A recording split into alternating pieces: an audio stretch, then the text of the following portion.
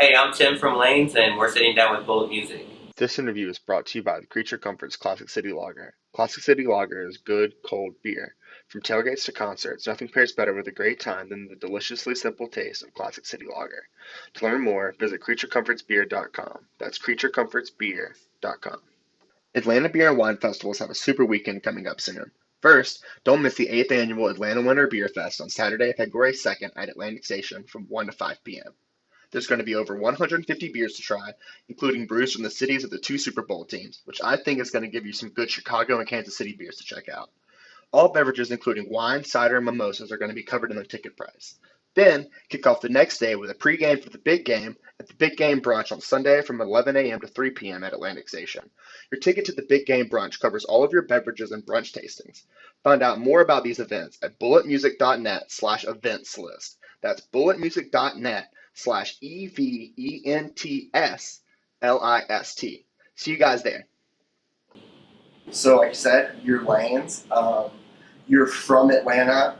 You're all originally from Atlanta. Yeah, everybody else is. Yeah, I'm originally from Indianapolis, but Oh yeah. I moved down here when I was 12, something like that. Okay. Cool. So you consider yourself pretty much like Yeah, yeah, I've definitely gotten a good piece of the culture at me for sure at this point. Yeah. Cool. So just to start off, obviously the new year just happened, and it's obviously a good time to look back and reflect. So what was 2018 for you guys as far as like growth and as a band and things of that nature? Yeah. A lot of learning. Yeah, for sure. Case, go ahead and answer this one. Yeah, this year we kind of have been trying to figure out the best process for how we're writing and how we're recording music. We've kind of decided that we're going to kind of go the route of doing it ourselves. We've invested in equipment this year, and we're just trying to kind of relearn the whole process of writing, producing, and recording, trying to go at it from every angle and do it ourselves. And so that's been a huge challenge. Minor setback, but in the long run, we think it's going to be a great thing for 2019 to get a lot done. So we're looking forward to this year. I think a lot of that, the reason we decided to switch to, we really just decided to start producing our own music and just take control of the entire process. A big piece is because Chris and myself and Johnny really all have a really strong background and a lot of experience recording our own music, since the time we were, young, before we were even teenagers. And I know Case has worked on a lot of big projects as well, been in a lot of big studios, worked on a lot of big projects.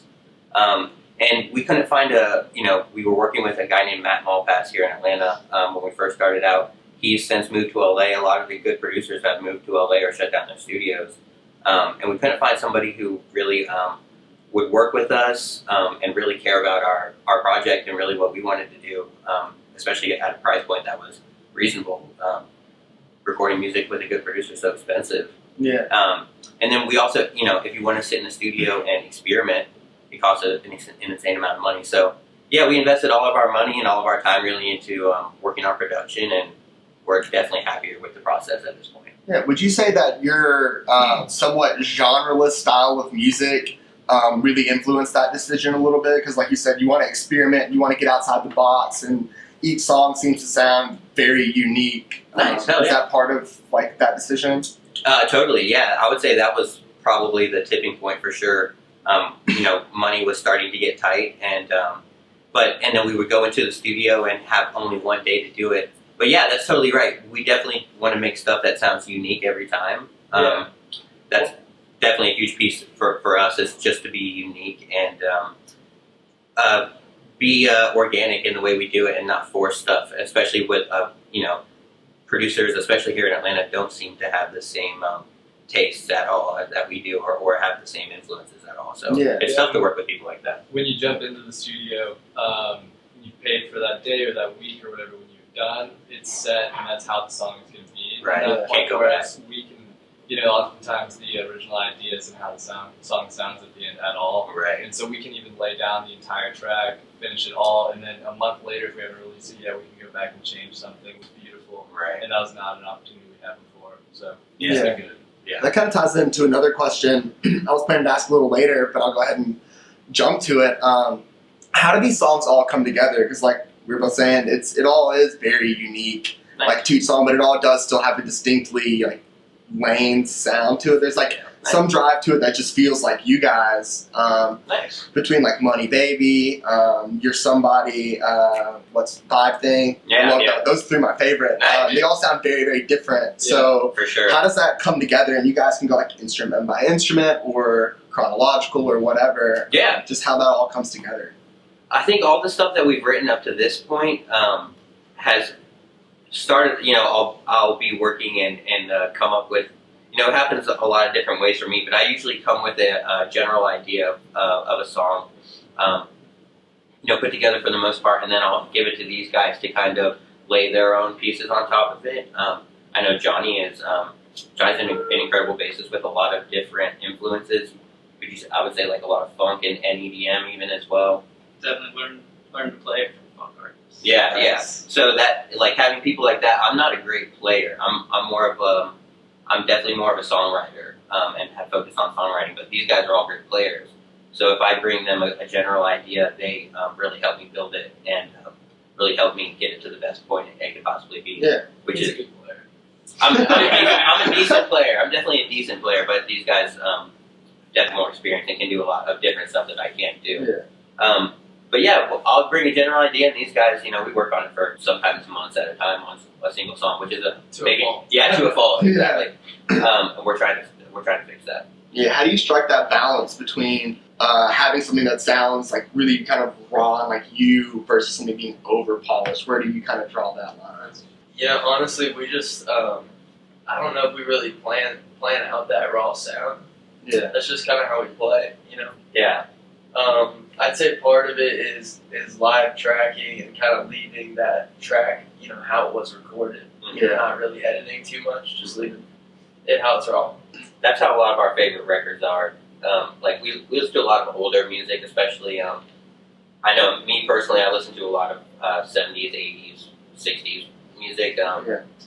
A lot of stuff. I've been listening to a lot of Steely Dan and stuff lately, and they really what I've learned is, if you're gonna play instruments, the best way to do it is just get really good at your instrument and record it right and raw, and that's what brings out a lot of the magic to it for sure. So you kind of have it was a process for us to learn how to accept it for what it is, and say that it's better like this as opposed to editing it up and chopping it and making it really perfect like radio music is today. But it's hard to strike the balance because we want a lot of people to listen to it, obviously. So it's definitely hard. We're still working that one out, I would say. Yeah. Do you guys think that keeping that raw sound or keeping that live, like so that live tracking like that, do you think that helps you guys live sound when you're playing shows or whatever? It helps you to kind of recreate that idea. Yeah, Well, yeah. I know you especially, Gage. Money Baby was our first, I would say our first real success of our production and everything, getting something done. And we left a lot of things raw and imperfect in that track, which made us really happy. And then that does translate live when we can go in and actually just record it, set the track how we played it. I can come in and pretty much play it that same way, and it really tightens us all up. Opposed to building something on the computer and trying to replicate it live, Yeah, that's definitely true. I would say, and just even the repetition of playing it over and over again and making sure we get a good take. I think we all agree that that's like our first initial practice of the song, and that really helps us hone in what we're trying to do for each of us on each instrument for sure. Yeah. It's just like a practice session. It takes like 8 hours to record a good guitar. You know what I mean? Yeah. So it's just it's good. It's good for us for sure. That's awesome. All right, so to jump a little bit out of like the recording hole we're going down, but I love to go down later. You've got a fairly interesting name. What exactly does it mean, and does it refer to how many ridiculously amount of lanes of traffic there are in the city? Yes. So when I first moved down here from Indianapolis, the first thing I noticed was 75 to 6 lanes on either side or whatever, and I had never seen anything like that. It was insane. And I spent a lot of my time, growing up. My parents wanted us to go to Catholic school, so they would bus us. Basically, I've got 8 brothers and sisters. They would bus me and my brothers and sisters all over the place. So we were constantly in the car. Basically, I grew up in a car, listening to music, which I think that's probably why I like music so much. And yes, it definitely relates to that. It relates to the different the different pathways of people's lives. It's also it was the name of a bar in the town that I went to college called Aubrey Lanes, and I always loved that name. So I think those two things probably mixed together. That's really awesome. Yeah. It's really awesome. Whenever I was kind of like looking you guys up earlier, sort of typing in lanes, and the song "Lane Boy" by 21 Pilots came up, and it kind of reminded me of you guys because it's like staying in your lane, boy. But you guys are kind of everywhere, genre-wise, musically, and influences. Totally. Clearly. And speaking, I guess, of influences, when I hear you guys, I hear a lot of like Prince and like a little bit of, I don't know if you've ever heard of Hana before. You've got a couple, you have some vocal melodies that really remind me of that kind of thing with that kind of screaming guitar behind it. So what kind of things would you guys say influence you, either as a band or like individually, like your, instrument-wise, your inspirations? We have probably the most eclectic taste of and diverse taste of anybody. See, I had a feeling that was the case. Yeah, for sure. Go down the line. What do you like? I mean, I grew up as like a metal drummer. You know what I mean? So I was playing heavier music, and then I guess I've tamed myself a little bit, and I'm enjoying more of like the funk groove wave a little bit. But I guess it's such a broad range of influences. It's hard to narrow it down to just one. Mine usually are more like individual drummers. Who are some of your drumming influences? I saw you repost like an Ash Sowen video. Ash Sowen's amazing. He's an excellent drummer, great studio musician. Amazing yeah, for sure. Todd Sucherman from Styx is an unreal drummer. There's just such a range of amazing drummers, especially with social media nowadays. It's kind of intimidating. We talk about that a lot. Just how many good musicians are out there posting stuff all the time. Like, wow, they're unreal, Yeah. Anyway, go ahead. I'm super eclectic, huge Beatles fan. It's like, day one band. Super into Fullpeck this last year, which is, you can kind of hear some of that coming through on Money Baby, just with, my parts. For sure. Listen to everything, man. Everything.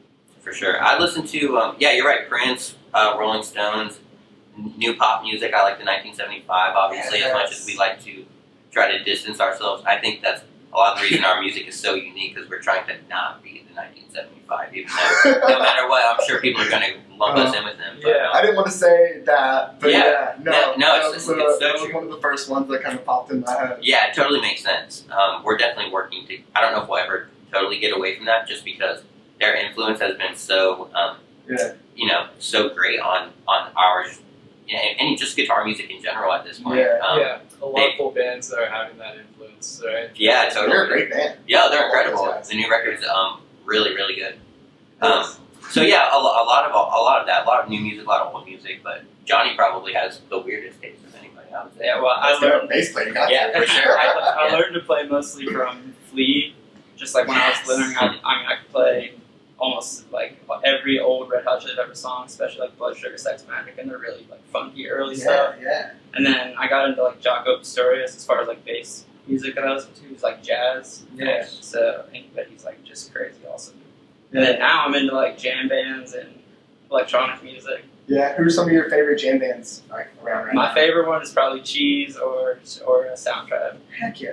Yeah. Love that. So That's I think awesome. we hit like every category of music besides country. Pretty much. I've been listening to. I'll do a country song here and there. The new Polyphia record I'm really into as well. Yeah, so that's more like my technical side. That's the kind of stuff I'm into lately. That's really cool. Yeah. So you said you come from more of a hardcore area, and in y'all's spotlight application, you said that you had previously been with Issues, and you talked a little bit about kind of like honing that sound down. Yeah. What was that like, and what was your transition from doing that to getting into this band? So that kind of happened before Lanes. It's like that transition for me. It wasn't necessarily joining Lanes and then deciding to do that. So after I toured with Issues for a little while, I ended up moving to Los Angeles, and I continued, just pursuing my music in general, but more like individually. You went to music school for a while. I did go to music school for a little while. I learned just a lot of different techniques that I didn't have before. And that really helped me learn how to like be more of a pocket drummer, be more of like someone that adds to the music as opposed to being on top of the music, if that makes sense. And so that was just a nice transition that I found myself in. And then we ended up having a mutual friend that introduced us and wanted to play together, and it ended up just working out. And Tim and I just kind of gone off from there. So it's been excellent. It's awesome. You probably already know how great Yelp is for finding the best spots to grab a bite or stay the night in an unfamiliar city. But what you may not know is that Yelp can help you find local hidden gems as well. So whether you're inside or outside of the perimeter, visit Yelp.com or download the Yelp app to discover the best Atlanta has to offer. So, how long has this iteration of Lanes been a thing? It's just evolving, right? It's Yeah. Yeah. Well, I Well, understand you've had a few rotating members here and there. Yeah. I've kind of had to. yeah, Atlanta's just tough. I think the traffic is a big piece of it. The way the city's so sprawling that it makes it tough to get a group of people together just in general. And then to play music when you're not getting paid to do it is, even harder. Everybody's got a life, you know what I mean? Of course. So I think that was a big piece of the reason we couldn't keep us a stable lineup together. But the three of us, me, Chris, and Johnny, are the original members. We grew up together. We went to middle school together. That's awesome. So yeah, we play music in church, and that I basically learned how to play guitar with these guys and their dad, who was our church leader. Yeah. So grew up with these guys. They were the original members. Johnny went to college. Trying to think. We've rotated several guitarists around, several bassists, and really just whoever is available, we just brought in because it's just we've been together almost 4 years now, and life just happens in the process of doing. So we just keep whoever's around. And whoever can play, and we've been really lucky to find a lot of different musicians who want to play with us. Yeah. So it's been good. It's been a learning experience, but I think this group has been together almost a year now. Yeah, I would say Something like like fully with Johnny about 7 or 8 months. Yeah. But it's finally like really, I feel like it's solidified. I don't know if you guys feel that way. Yeah, But, for sure. It feels like this is kind of the group, so it's For it's sure. a good thing. That's awesome. For It's always sure. a good feeling. Yeah. And back to the challenges of like the sprawling, just Atlanta in general. Is we live close, but we don't really live that close to each other. Yeah. We all drive like an hour to practice. Like, Yeah, at Chris- least. At least. Chris, he travels between here and Nashville oftentimes. So Yeah. we're really, we're all over the place. For sure. That's really cool. Yeah. It's really awesome. So, if you're on topic of music videos, I watched the Money Baby music video a few times because it was very intriguing and not at all what I expected listening to the song. Nice. So, how did that all idea come about, and how fun was that to do? Yeah, dude, it was a ton of fun for sure. Really, the whole song and the concept of the video has come about just because we're poor. We're just all really poor, and it's just that's a typical musician story, I'm sure. Relatable. Yeah, right. Yeah, exactly. Yeah, you know how it goes. So that that was a big piece of it. Being poor for so long is tough, and it's more of like a sarcastic take on our culture's love of money. Really, is really what it's about. I felt like people were confused by the video. Like I think. I had to watch it a few times. I think I got it. But Yeah. It's kind of a joke, but we were also doing it around Halloween, so we kind of wanted it to be scary at the same time. We robbed Case's dad's Ace Hardware basically. Is how we got to be able to shoot that. Yeah, it was a lot of fun, but it really just came about us being poor. Yeah. That's really what the song's about. It's how kind we're of being poor. funny. Yeah, we like back to doing everything like yourself. Nothing ever goes to plan.